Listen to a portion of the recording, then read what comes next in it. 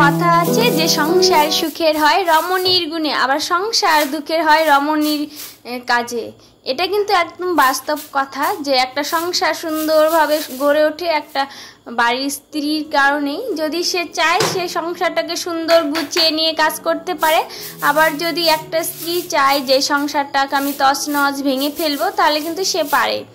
অতএব একটা সংসার সুন্দরভাবে গড়ে ওঠার পেছনে একটা নারীর হাত আছে, আবার ভাঙারও কিন্তু পেছনে একটা নারীর হাত আছে। তাহলে নারী হচ্ছে সর্বগুণা সম্পন্ন। তো আমরা তো মেয়েরা। তাহলে বন্ধুরা তোমরা সবাই কেমন আছো? আশা করছি যে যেখানে আছো ভালো আছো, সুস্থ আছো। তো ঈশ্বরের কৃপায় আমরাও ভালো আছি, সুস্থ আছি। আমি সুচিত্রা, আমার নতুন আরেকটি ব্লগে তোমাদের সবাইকে ওয়েলকাম জানিয়ে ব্লগটা এখন থেকেই শুরু করছি। আর আশা রাখছি আজকের ব্লগটা একটু হলেও তোমাদের ভালো লাগবে।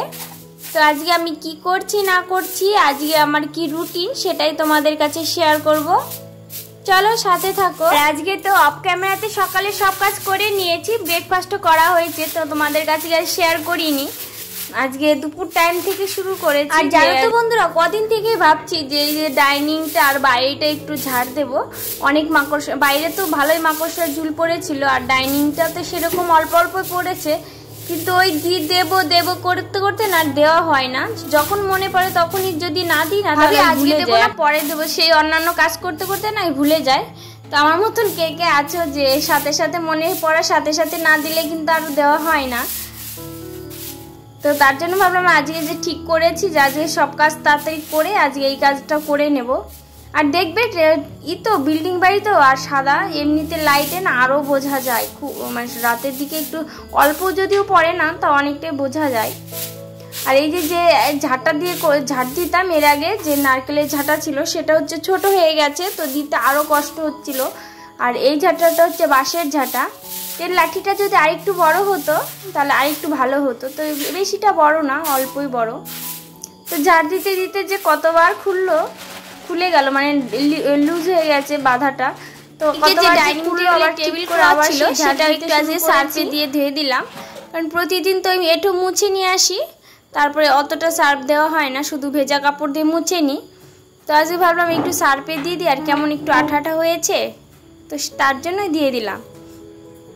আর টেবিলটা আজকে ইউজ করেছি কারণ এর উপর উঠে সব ঝাড় দিয়েছি, তো তা ভাবলাম একসাথে সব কাজ করে নিই। তো এদিকে ঘর ঝাড় দিয়ে নিচ্ছি। আর দেখো ভালোই সামনেটা ভালোই আজকে ছিল, দেখো এখন বোঝা যাচ্ছে, এখন ঝাড় দিচ্ছি না যে এখন দেখো ঝুড়ি ঝুড়ি করে কতটা নোংরা পড়েছে। তো তোমরা কেন আমার ভিডিও না বন্ধুরা, আমার কি ভিডিও একটু ভালো হচ্ছে না, যে তোমাদের একটু ভালোবাসা পাবো না, যে তোমরা তো একটু দেখছো না। আমি তো অনেকটাই পরিশ্রম করি গুছিয়ে করার, যেহেতু এখানে কোয়ার্টার আর সেরকম তো কিছু নেই, তার জন্য হয়তো ঘরটা ভালো লাগছে না। তো আমি হয়তো চেষ্টা তো করছি হাতের কাজ দিয়ে এটা ওটা বানিয়ে সুন্দর করে তোলার। তো প্লিজ তোমরা সবাই আমার ভিডিওগুলো দেখো, আর যদি ভুল হয়ে যায় সেটাও কমেন্টস করে জানিয়ে দিও। তো চলো তোমাদের সাথে গল্প করতে তো অনেক কাজই হয়ে গেল, আর কদিন পরই তো বাড়ি চলে যাচ্ছি, মানে বাবার বাড়ি যাব, তারপরে শ্বশুর বাড়িতে যাব, তো সেটাও তোমাদের কাছে শেয়ার করব। আর দেখো যে বাড়িটাও ঝাড় দিয়ে নিচ্ছি। এখানে কিন্তু অনেকগুলোই জুতা রয়েছে, তো আমার যেগুলো জুতা রয়েছে সেগুলো আমি যখন যাব তখন আমার ব্যাগে করে রেখে আলমারিতে রেখে যাব, নাহলে সেই জুতোগুলো এই বাড়ি থেকে আবার নোংরা পড়ে যাবে। আর এখানে তো অনেকগুলো হয়ে যাচ্ছে জুতোগুলো রাখা, তো যেগুলো ইউজ করি না সেগুলো তো রেখে দিয়েছি ক্যারি প্যাকেটে ভরে আলমারিতে। তো তাহলে চলো তোমাদের সাথে গল্প করতে করতে আমার ঘরটা ঝাড় দেওয়া কমপ্লিট হয়ে গেল, আর এখন তারপরে ঘরটা মুছে নেব। আর আজকে একটু শাড়ি পরবই তো, আর হচ্ছে একটু তোমাদের কাছে হাতের কাজটা শেয়ার করব। আর কদিন থেকে একটা ফুল বানিয়েছিলাম, মানে সেটা আর আটকানো হচ্ছিল না, তো ভাবছিলাম আজকে বিকেলে তো একটু সময় করে সেটাকে আটকে দেব দেওয়ালে। তো চলো তোমরা দেখতে থাকবা কীরকম হয়েছে না হয়েছে কমেন্টস করে জানাবা। যখন দেখবা তখন তো ঠিক বুঝতে পারবা কি।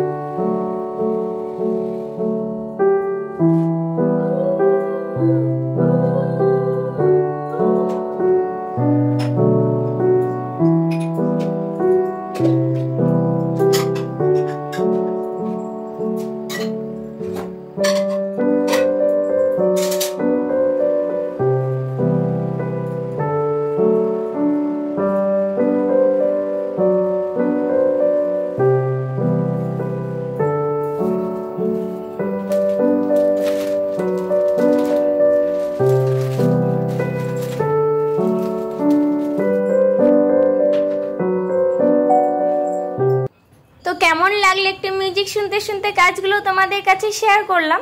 আর এই যে এখন বাইরের যে বেডশিটটা উঠেছিলাম সেটা পেতে দিচ্ছি। তো জানো তো বন্ধুরা, এখানে আমি শাড়ি পরি, সবাই অনেক সময় তাকিয়ে থাকে, এখানে তো কেউ পরে না, আর আমি মাঝে মাঝে পরি কারণ আমার শাড়ি পরতে ভালো লাগে।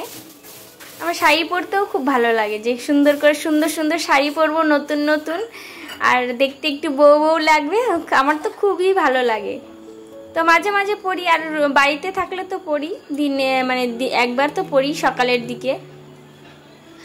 তো চলো আমাদের এখন লাঞ্চের টাইম শুরু হয়ে গেছে। তো আজকে আমাদের রয়েছে আলু ভাজা, আর এই যে পেঁয়াজ দিয়ে তিতে পাট শাক ভাজা রয়েছে, আর হচ্ছে ডিম ভাজা রয়েছে, ডাল রয়েছে, আর পাঁপড় ভাজা রয়েছে। তো তোমরা যারা খাবে চলে আসে আমাদের এখানে। আর তোমাদের কাছে শুধু এটাই শেয়ার করতে পারবো যে কি কি রান্না হয়েছে, শুধু সাজিয়ে নেওয়া যাওয়াটাই শেয়ার করতে পারবো, কিন্তু খাওয়াটা তো তোমাদের কাছে শেয়ার করতে পারবো না, কারণ আমি আর হাজব্যান্ড একসঙ্গেই খাই। আমি কোনোদিনও একা খাইনি, সবসময় হাজব্যান্ডের সঙ্গেই খেয়েছি। তার হাজব্যান্ড তো এটা পছন্দ করে না, তার জন্য যদি আমি ওখানে ক্যামেরা নিয়ে যাই তাহলে তো আর রক্ষা থাকবে না। তো এটা যে পর্যন্ত মানে একা একা করতে পারি সেটাই তোমাদের কাছে শেয়ার করি।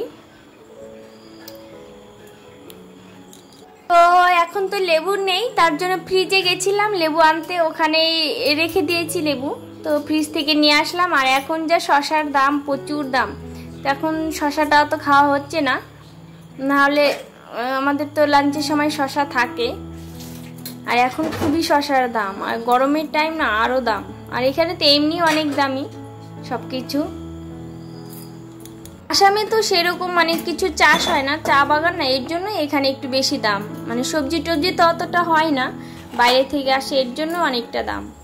আর এখন না এখানে না অনেকটাই রোদ ওঠে আর খুবই গরম পড়ে, তো এর আগে তো এতটা গরম পড়েনি। আর এখন তাড়াতাড়ি জামা কাপড়গুলো শুকিয়ে যায়, আর যদি তাড়াতাড়ি শুকিয়ে যাওয়ার পর যদি না নিয়ে আসি না, ওই অনেকক্ষণ থাকতে থাকতে না ডিসকালার হয়ে যায়। দেখবে প্রতিদিন যদি রোদে পরে জামা কাপড় অনেকক্ষণ, তাহলে কালারও তাড়াতাড়ি ডিসকালার হয়ে যায়।